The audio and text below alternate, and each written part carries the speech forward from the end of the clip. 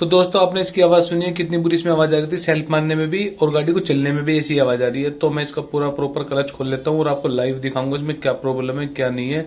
तो दोस्तों हमने इसका क्लच खोल दिया है, आप देख सकते हैं, इसे क्लच फैन बोलते हैं। इसके ग्रुप खत्म हो गए, कितनी पिले है, इसकी आवाज आ रही है सेल्फ मारने में भी और चलने में भी।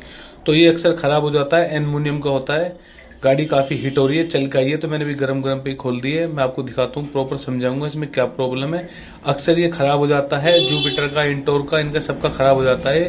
तो आप देख सकते हैं जो नया है इसमें ये ग्रुप होते हैं, क्रैंक में फंस जाते हैं, ये वाले ग्रुप क्रैंक में फंस जाते हैं। और आप जो देख रहे हो नीचे रखा है वो कितना चौड़ा हो गया है। तो दोस्तों इसे नया डाल देंगे, गाड़ी बिल्कुल ठीक हो जाएगी, आवाज गाड़ी की बंद हो जाएगी। नेक्स्ट वीडियो में फिर